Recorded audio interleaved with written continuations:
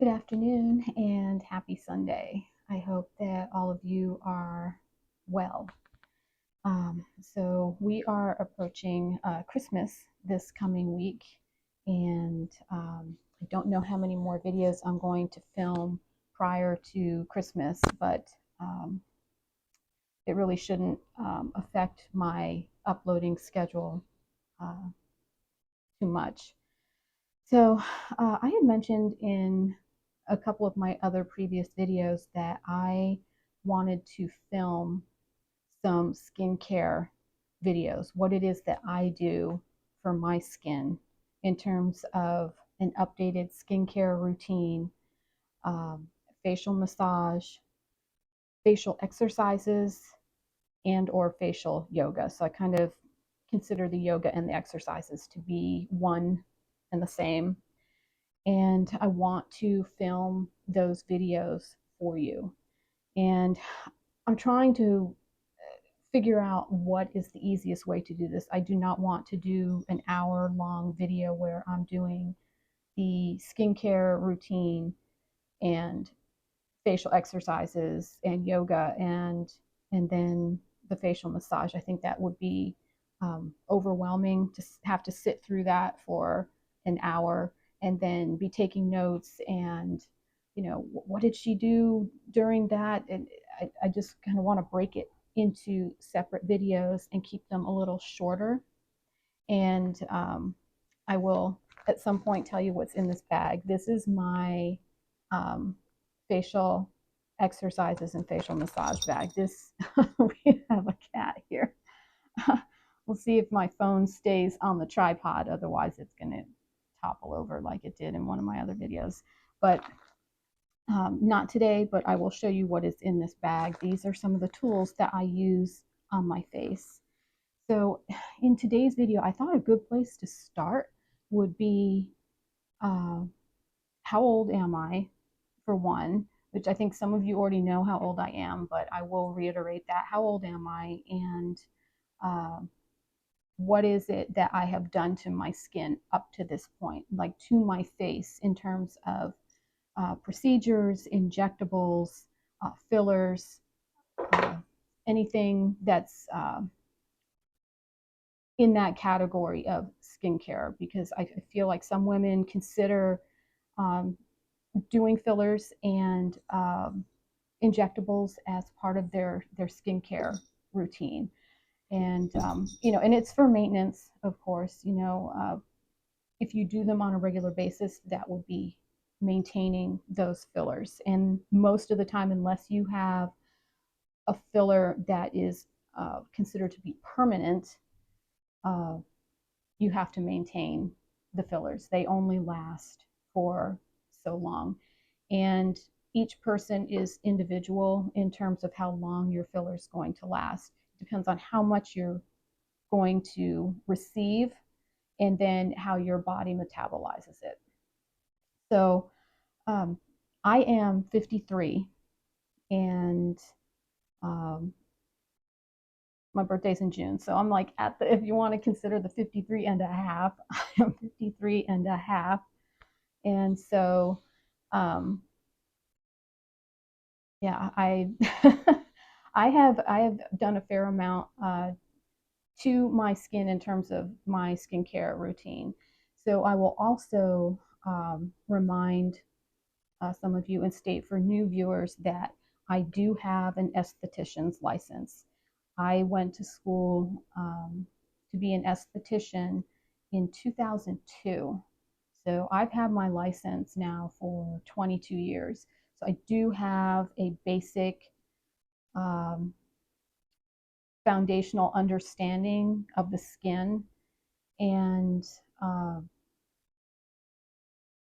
what can be applied to the skin safely, the different layers of the skin, and how the skin can sometimes react to certain products that are placed on the face, in terms of, like if you have redness, what could you use for redness? Or if you're itchy, or if you have patches of, you know, dark discoloration on your skin, what, like essential oils or um, specific oils might be good and some may not be good for your skin. It just depends. So I am sitting here. I took a shower about an hour ago and have my hair up in a special towel, and I took it down. And so my hair is naturally wavy. And I also do not have any makeup on either. So I just figured that if I'm going to talk about my face, um, I can maybe get in closer so that I can show you and prove to you that I do not have any fillers in my face right now. The last thing that I had done injectable wise to my face that had a needle on it that went for my skin on my face was right before I moved back to Florida from Tennessee. So that was March, like the last week in March of this year, 2024. I had, um, it's similar to Botox. Basically, the effect is supposed to uh, give you the same results as Botox. It's called Xeomin. And I think it's spelled Z as in zebra, Eomin, Xeomin. And I had never tried it before. And it was suggested to me because the woman that was administering this for me, had a deal on it. And she persuaded me and talked me into it. And I thought, all right, so I'll try it. Because in the past, I've tried Botox. I have tried Dysport. So Botox, Dysport, Xeomin, they're basically kind of sort of in the same family grouping in terms of an injectable that kind of paralyzes the area that is being um, injected. It relaxes it so that there's no movement. It's not supposed to be anyway.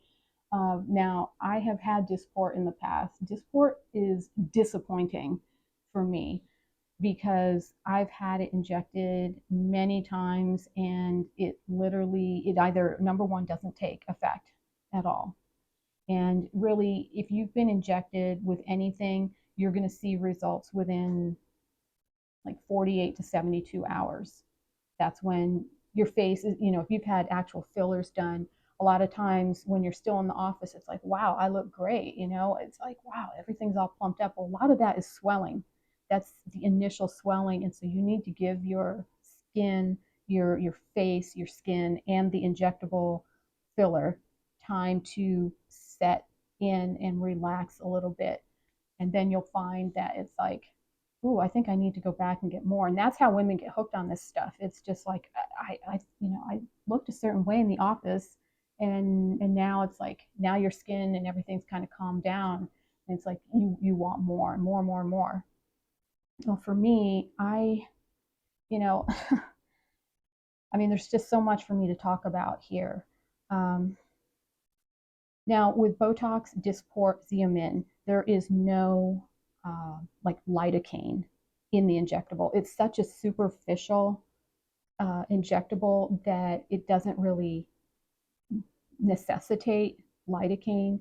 If you are really sensitive, I suppose that they might apply a topical numbing cream ahead of time. And I know a lot of offices will do that too, to the entire face, maybe even to the lips. If you're having lip injections done, you'll see sometimes on TV where they're applying some kind of an application of like an ointment or a cream that might likely be a numbing cream to help numb the lips before they are injected.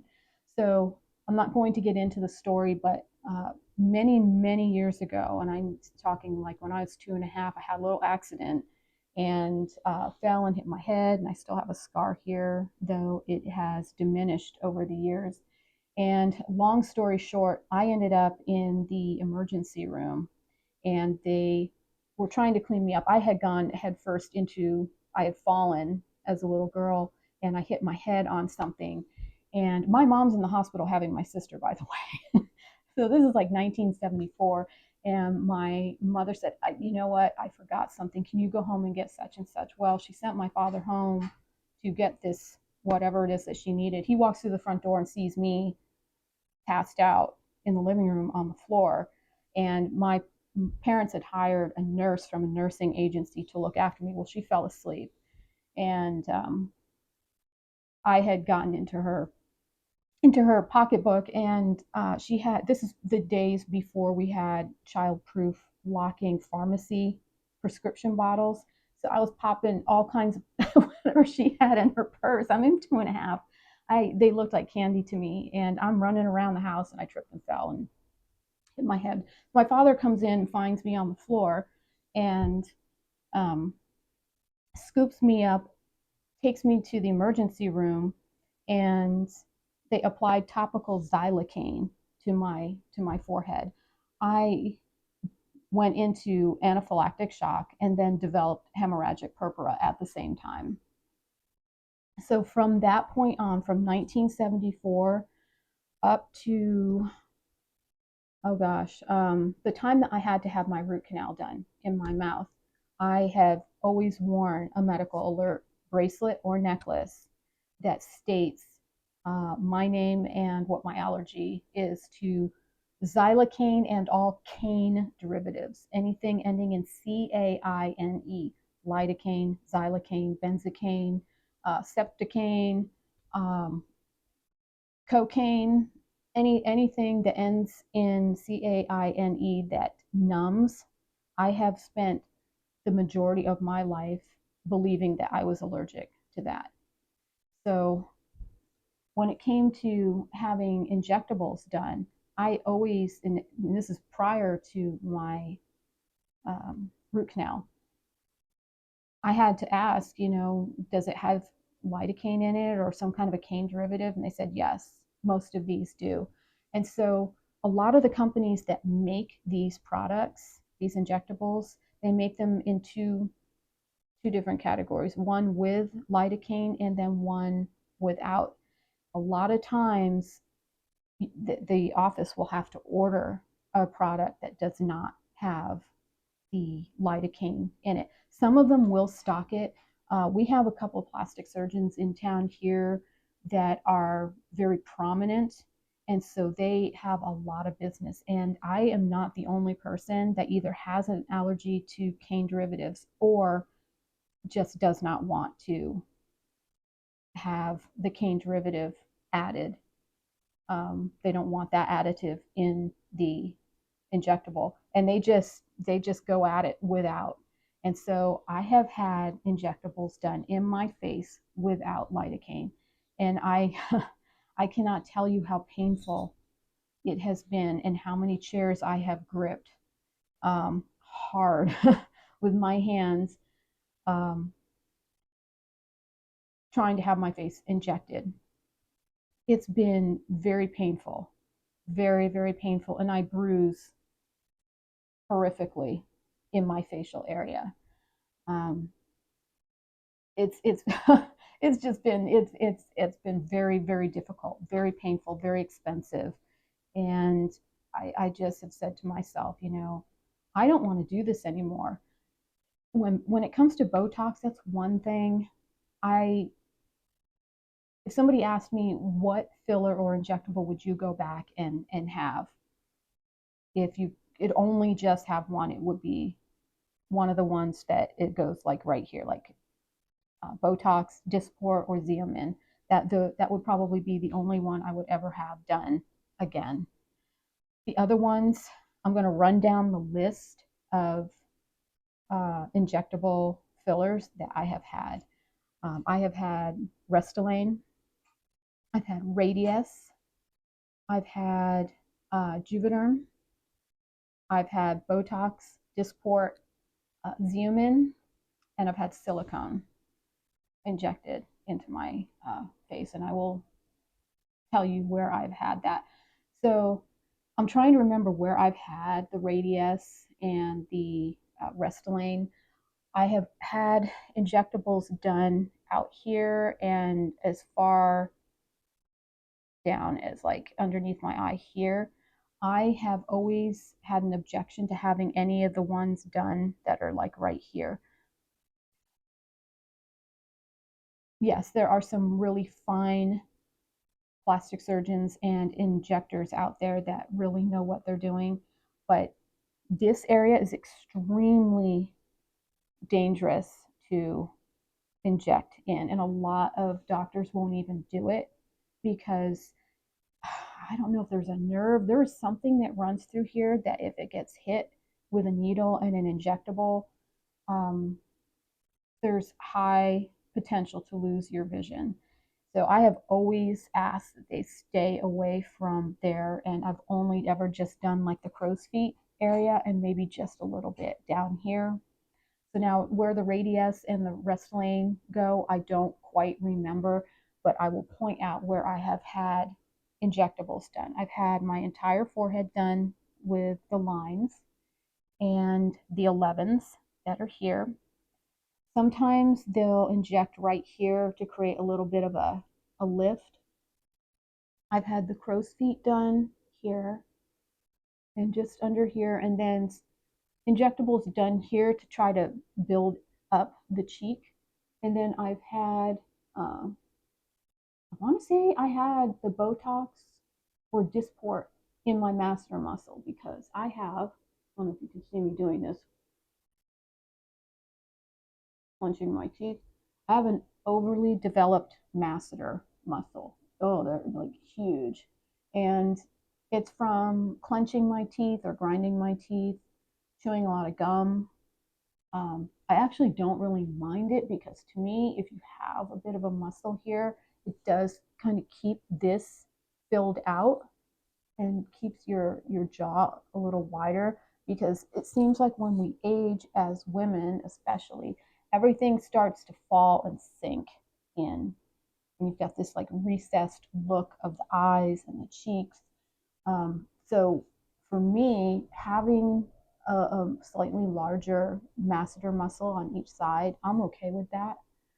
But right in here, this jowly area, I don't really have marionette lines too deep, but I have had injectables here too.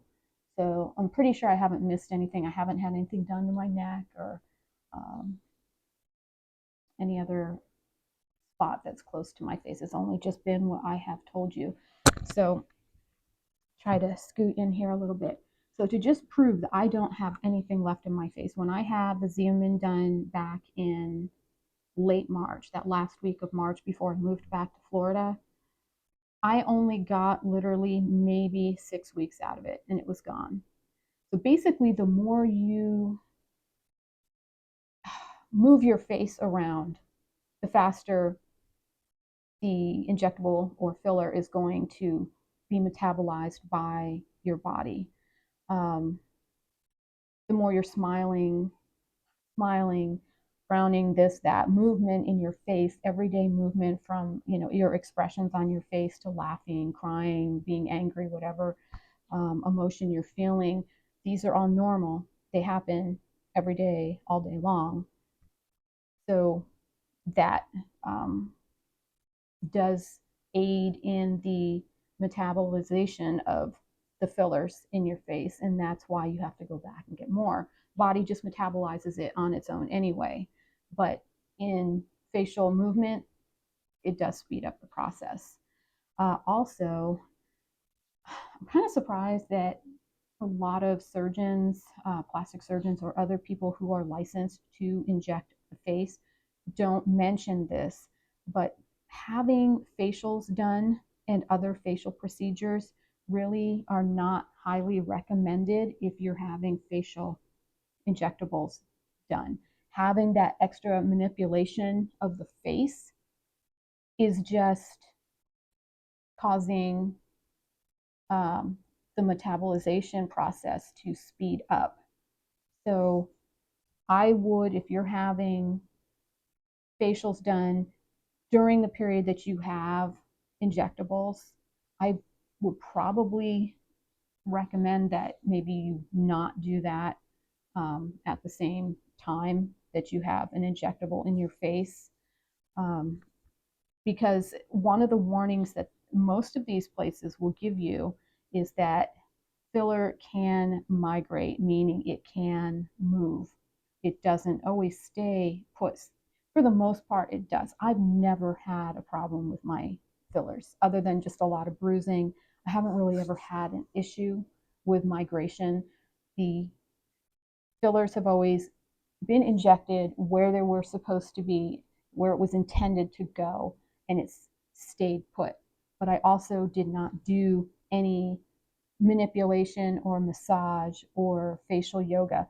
So a lot of the facial yoga exercises that I will show you that I do um, in another future video, I would not normally do those while I have injectables in my face because that's a lot of extra movement in the face with the muscles moving, and then you've got this injectable in there. It's a foreign substance in your face, and it's getting moved around. It's moving with the muscles, and so it's getting used up too.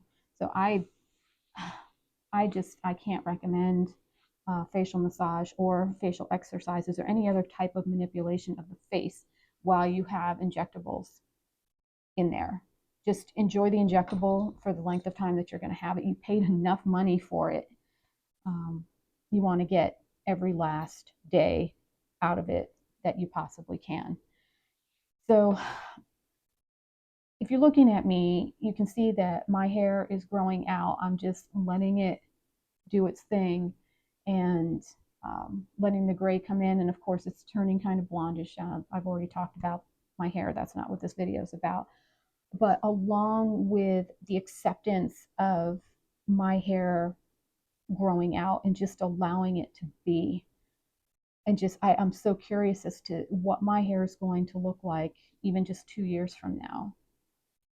I want to see what I'm going to look like 2 years from now. I want to know who I am. I want to be able to look in the mirror and recognize myself.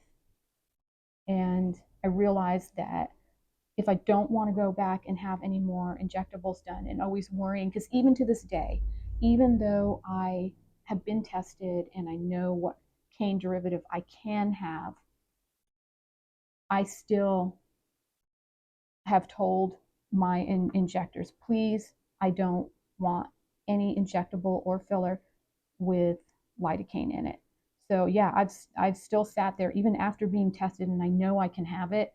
I still have opted not to, and I've gone through a lot of pain as a consequence of that. Um, so in telling you what it is that I've had done to my face, um, I just don't want to do it anymore. First of all, it's pricey as heck, very expensive, and I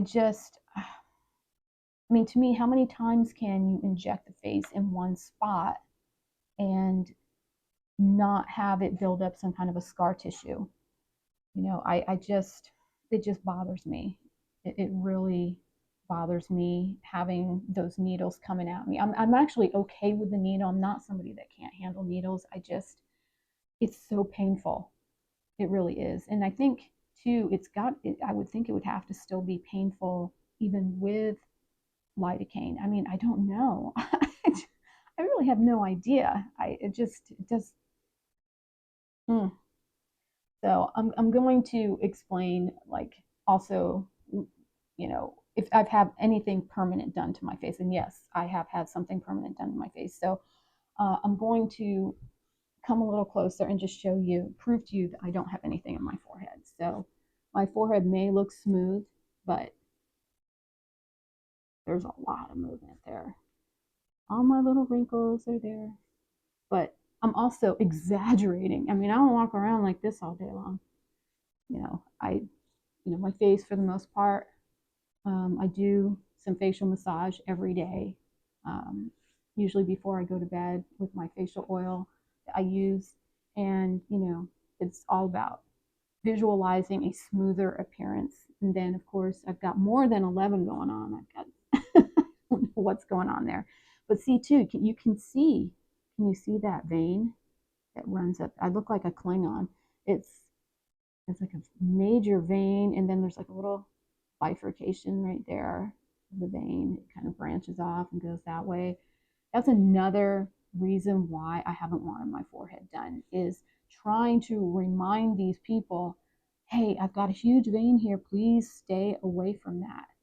I also have a little vein over here, and somebody hit it, and it was it was pretty prominent, not protruding. It's just it was like a purplish bluish vein right here, and I had somebody zap it several times, and they were able to diminish that a little bit. But so forehead, lots of movement. I have no, lift. There's like nothing here. There's nothing in my forehead. So if we move on to the eyes,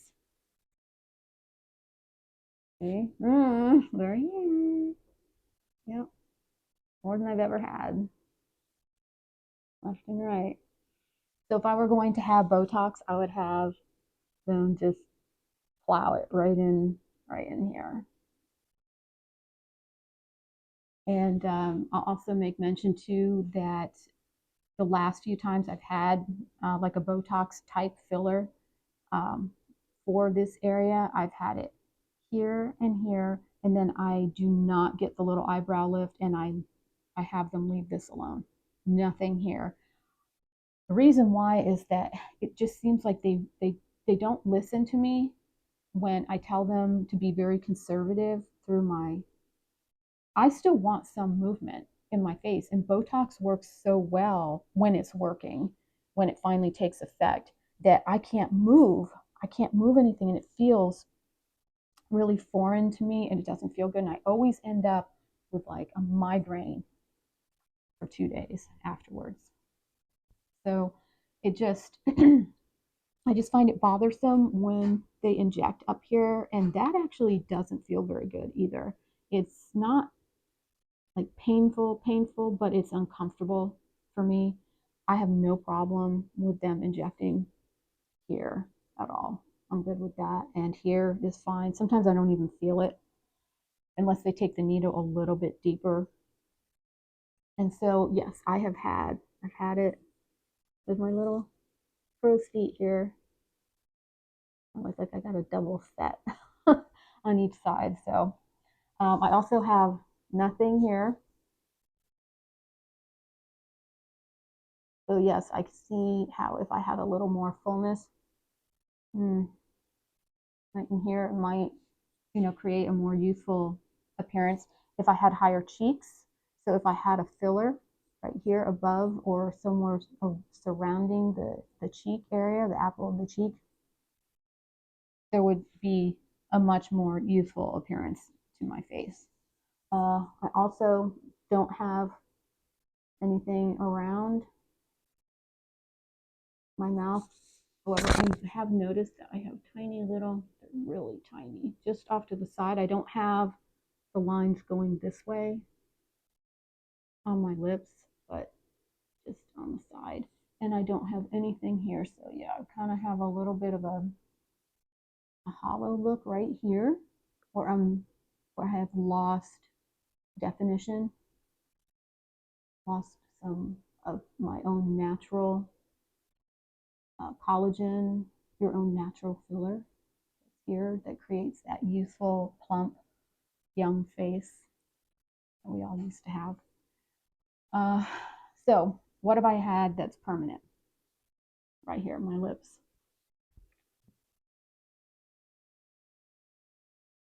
My lips, upper and lower, have had silicone.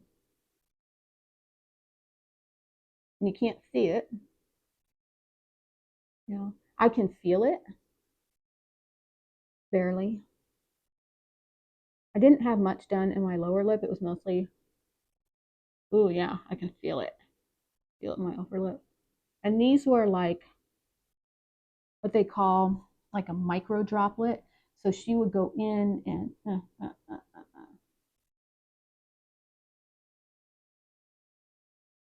so not much on the lower lip, but I had a fair amount put in the upper lip. So if I turn sideways, I don't know if you can see this.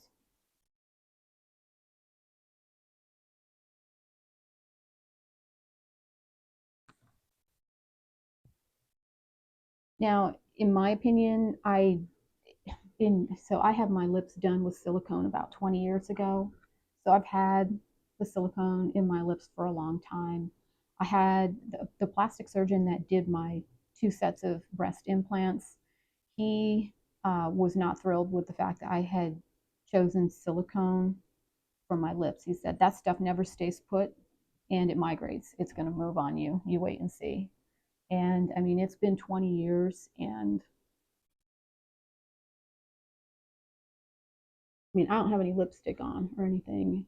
It just, to me, it hasn't moved. But what I wish that she had done is taken a closer look at my mouth. Because my face is not symmetrical. It's very uneven, especially on my right side. And then, um, I sucked my thumb for longer than I should have. So the roof of my mouth, my palate, my upper palate, is high and narrow. So if I hadn't sucked my thumb for so long, like my front teeth, this whole section right here might have been a bit wider. Like my sister's teeth, like her canine teeth are like out here. So she had a wider smile. I think mine's a little more narrow, but this woman did not take into effect the fact that, you know, my mouth is crooked. My face is not even and it's not straight. A lot of us don't have, an even left and right hand side. So, like if you were to take a straight on picture of yourself and then cover up the right side or the left side and then do the other side, you you might see that your face is not even. And what's even more interesting is if you take a picture of your left and right side and you take your left side and you take it and you take a second left side of you and you flip it and you put it together, and then you take your right side and you take your right side and flip it so that it's like a whole face. That's when you can really see how um, uneven your face is. It's like, I thought my face was pretty even. It's not. It might not be. Mine sure is not. So anyway, so yes, my lips are silicone, mostly the upper lip, but yes, I did have some placed in the lower as well. As far as I know, it hasn't moved at all. Uh, so, I mean, I feel like I've been lucky that it hasn't, because if it moves, it's like, where's it going to go?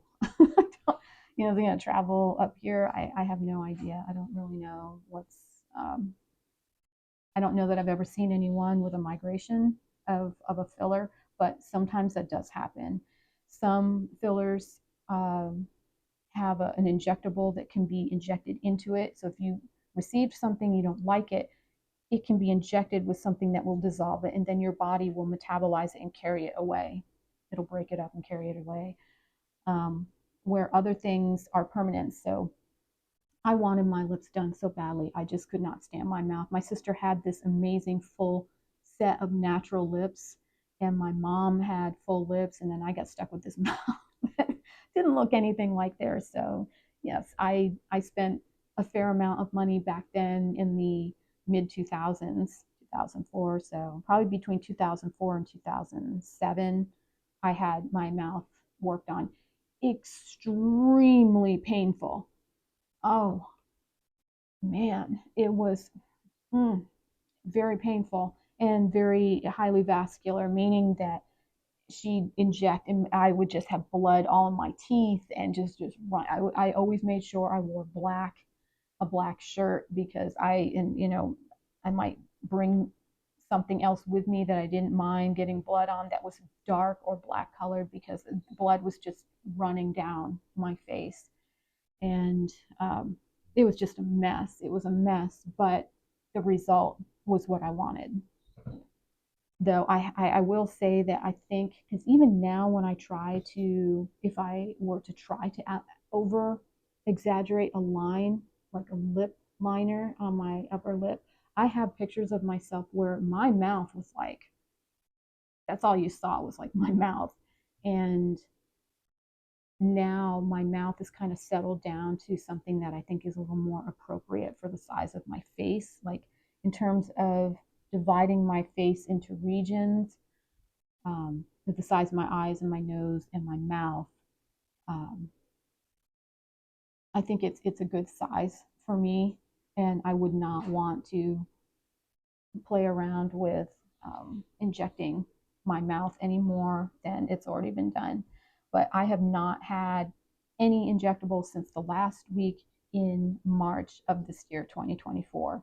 And so, along with my hair, just letting it grow out and letting it grow, I'm not going to cut it, I'm not going to trim it.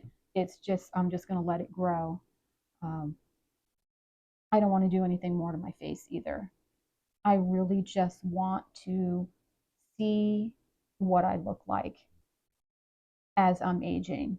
I don't want to try to like, oh, slam the brakes on and then go get some injectables, because I feel like that's what women are doing. It's just like they feel so much pressure either from their friends or from people at work, or it's just maybe more pressure that they place on themselves, thinking that they have to upkeep their appearance. And yes, you should maintain yourself to some degree where you're satisfied, but spending that kind of money on injecting your face and taking, I think every single time you do that, you do take some kind of a risk of something going wrong. Either it's a bad batch of something um, that they're injecting you with, I don't know, a reaction that you've never had before. You've had the same thing every single time for years, and then all of a sudden you have some kind of a reaction. So I just can't see the point in having injectables done at this point, especially if I'm allowing my hair to just grow out. And I've had a lot of support from people who have noticed that I'm letting my hair grow out. So, in terms of being, here I throw out this overused word of being authentic.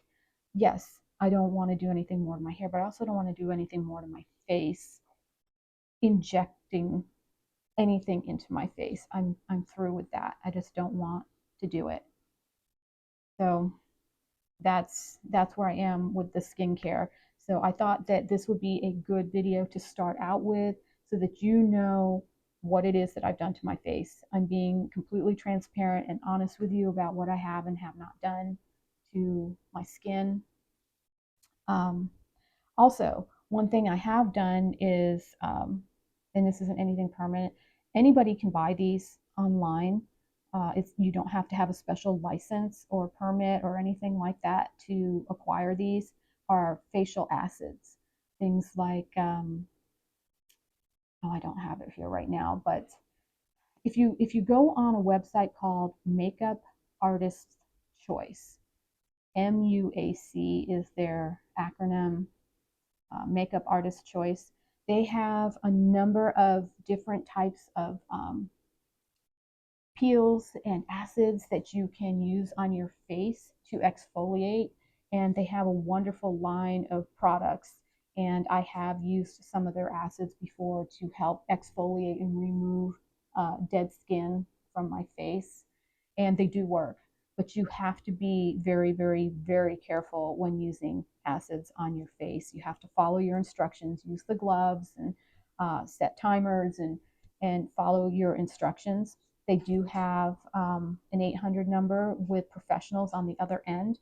So if you were to go online, and if you've always wanted to try one of these, but you thought, oh, I have to go to an esthetician, or I have to go to the plastic surgery office and have their skincare person do this for me. Yes, I mean, some of these need to be done under certain supervision, but there are some that are for more lay people like us that want to try something, and you can try one of these and you can buy them in different strengths too. So you can try something that's lower strength, and if it doesn't work for you, then it's like, okay, well, I need to go up in strength a little bit. So yes, you can try different types of acid peels. In fact, I'm going to shut this video off for a second, and I'll be right back. I'm going to go grab um, what it is I have left in my acid peels. Be right back. All right, I am back, and I grabbed what I have left of my products from Makeup Artist Choice. So I have I don't know if this is going to focus or not, but I have a 40% lactic acid peel. A little bit of this left. I got about, I've got 3/4 of a bottle of this left. And then I have 18% TCA peel, which is trichloroacetic acid. This one really works for exfoliating, but you will find that it's going to exfoliate and you have to just allow the skin to dry and peel on its own. You're going to be so tempted to, to want to try to peel that, you know, exfoliating skin away. You just kind of have to let your skin do what it wants in its own time. So this one does go up. I want to say, don't quote me on this, but I want to say this goes up to like 24%, 20, 24. I think I had a 20. Goes up pretty high. Yeah, you need to, just be mindful if you decide to um, look at their website and decide to choose one of their products to try. You can always call them and talk to someone on the phone about some of their products and just tell them, hey, my skin type is like this. And they will help direct you to the peel or acid that might be good for you to try.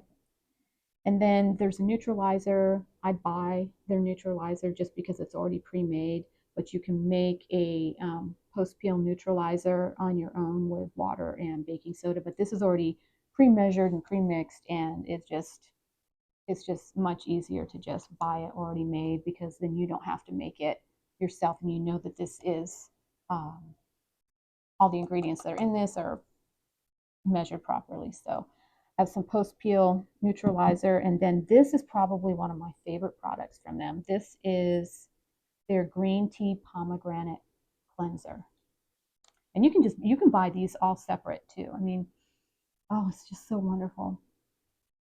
Mmm, it smells so good. It's so good, and it's so incredibly gentle to the skin. I almost forgot I had this. I mean, this would just be worth buying on its own. It's just really, it's pretty nice. And you can buy the little trial size. You don't have to get um, a larger size if you don't want to, if you're just, trying something out. But yeah, I've done those as well. I have not done an acid peel in a while. In fact, these are likely expired, but ooh, yeah, they are likely expired, but I would probably still use them because even if it was expired, it's only just a reduction in its potency and its strength. I would probably use it anyway since I haven't used a peel in a while. I think it would be perfectly fine um, to use. And they package everything quite nicely at Makeup Artist Choice. So I really don't think any of these will disappoint you. If you get something and it doesn't work for you, it wasn't the right peel or acid for you to try. So um, try again until you get something that does work and that is right for you. So this video was a little longer than I was anticipating, but I wanted to just share with you um, what I have and have not done to my face, that I don't have anything in my face right now, and that for those of you that have commented on, how my skin looks and how I look for my age, it's because I have lived my life a certain way, which I can briefly get into before I end this video. Um, I have just, and my mom put the fear of everything in me and in my sister when we were growing up about drugs, alcohol, cigarettes, smoking, anything, whatever it might be. And to this day, at 53, I have never been drunk in my life. I have never had a hangover, not once. So I have never allowed myself to get to that point with alcohol. I do not drink alcohol. I won't say that I never do. I think I admitted in one of my carnivore videos, I think, I might have admitted this, that I wanted something sweet while I was on the carnivore diet. I know I cheated. But anyway, I wanted something sweet. So instead of eating a dessert when I was out, I drank it. And someone said, well, if you want something sweet, why don't you try an espresso? It was like a chocolate espresso martini. Wow, that was that was quite good. But I completely understand why people drink, because I only had like a tablespoon sip of this drink, okay? And I'm sitting straight in the chair, and all I did, it was like maybe 7 or 8 minutes after I took that sip, I leaned back. It was like I got hit with a wave in the ocean that I didn't see coming. It just is like, ooh, I'm like, oh my gosh, wow, that hit me pretty hard. And that was only like a tablespoon of alcohol. So that's how little alcohol I consume. I mean, it's not like I even have one drink a month. I'm lucky if I have one a year. Um, and most of the time, it's something that somebody else orders for me. Like, here, why don't you try this? And I'll have a sip of it. And it's usually something with ice in it. And I'll order something else like a club soda or something. And I literally sit and watch that drink sweat to death on the table.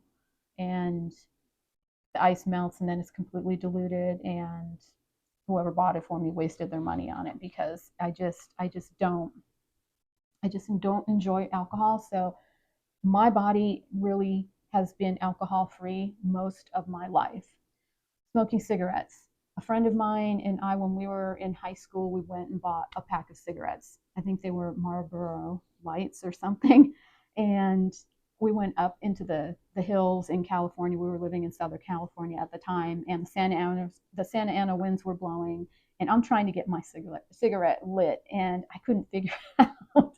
She's over in a corner, like coughing her head off. She got it lit, but she's like coughing, and I couldn't get mine lit. I'm like, we need to go back and take these back because mine's defective. I can't get it lit.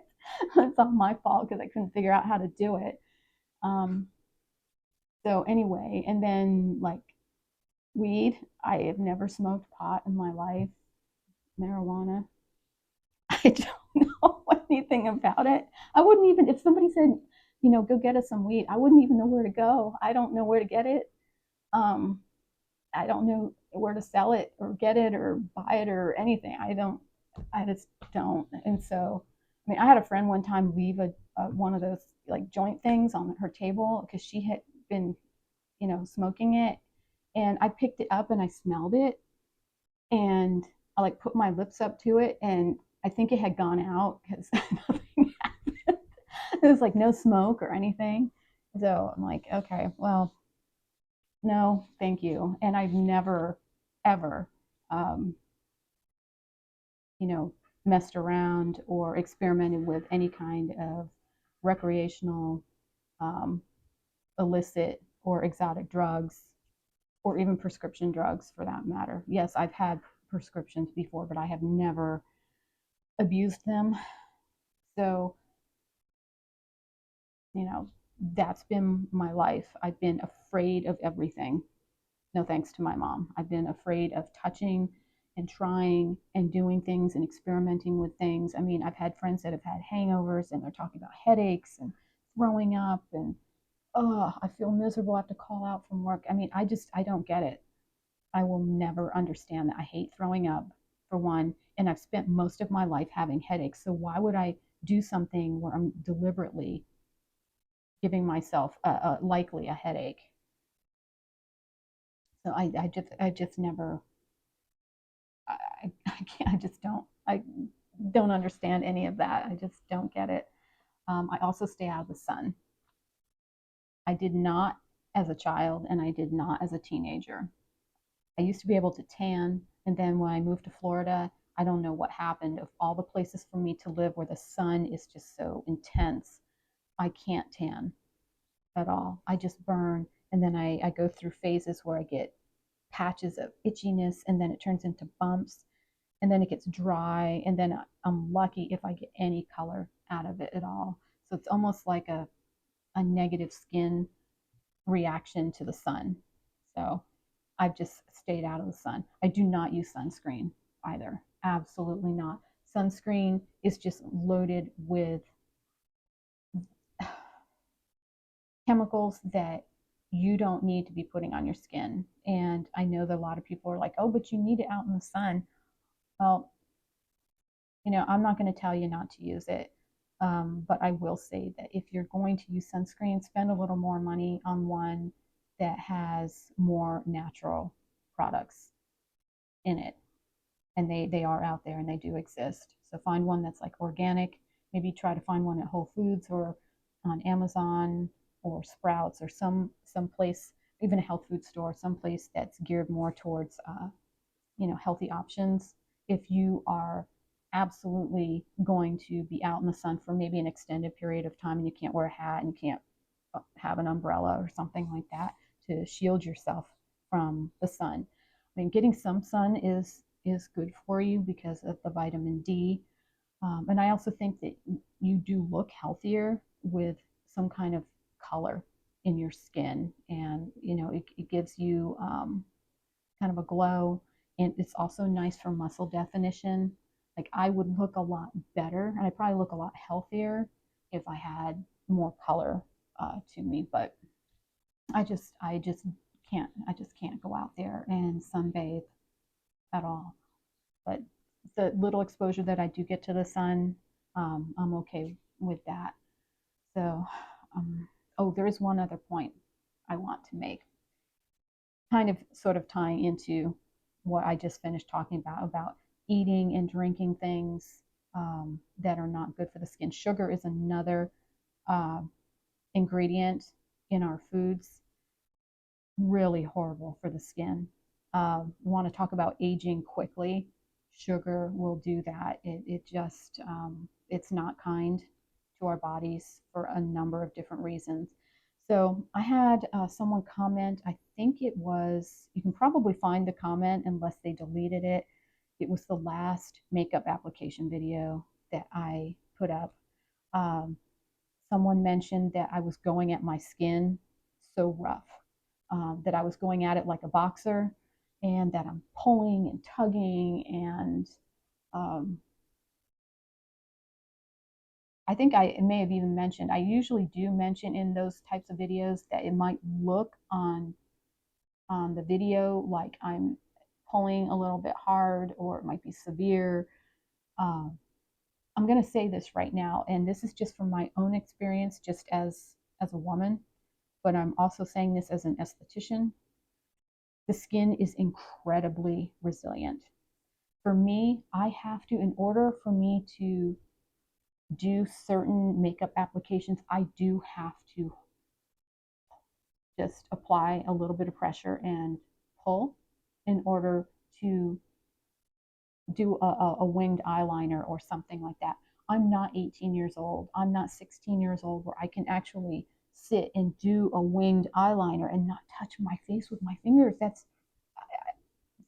mind blowing to me. I can't do that. I mean, the line would be like over here somewhere. And it would be crooked and broken apart, and I'd be, dotting it together. I I can't do that. It just doesn't work that way for me. So when you think about what it is that we eat, and we all know what we've eaten that isn't proper for our diets and proper for us for nutrition, the foods, the drinks, the alcohol, the sugary beverages, um, anything like that, we're ingesting that. But your skin is a reflection of what you're doing to it, whether it is you're eating, you're drinking. So nutrition from the inside out helps to nourish your skin as well. The skin is the largest organ that we have. It is considered an organ.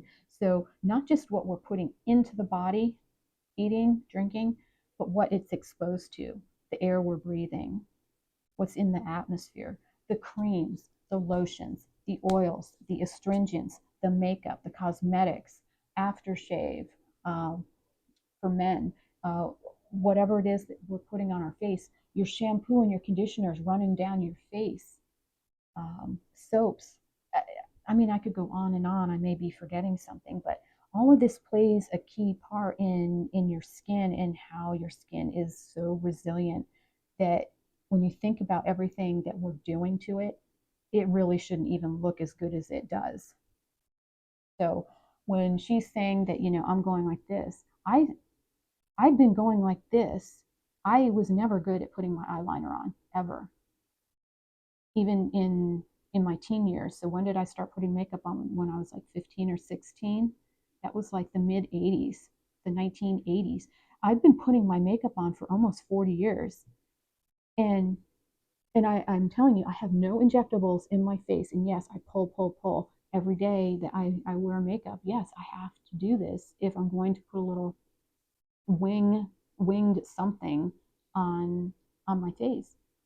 My skin bounces back because it's resilient, and the skin is more resilient than you give credit to it for. So I'm just telling you that I'm not an expert on anything. I'm not claiming to be, but as far as my body and my skin is concerned, I am my own expert for where I'm sitting right now in my own body.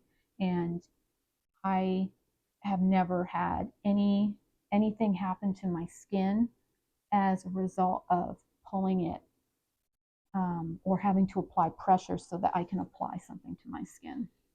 So just just know that your skin is incredibly resilient. We all know what it is that we have exposed ourselves to outside, inside the home, what we've eaten, what we've had to drink, all of it. We all know what we have done. And if you've still got great skin, then, thank it for being so resilient, because it is. It really is. It's very strong and it's very resilient. And I give a lot of credit to it, but we can also take care of it too. And so that's what I'm going to try to show you in the upcoming videos that I'm going to make for you with the facial yoga exercises and facial massage. So those videos are coming, and I'm going to end it now. Thank you for watching this to the end.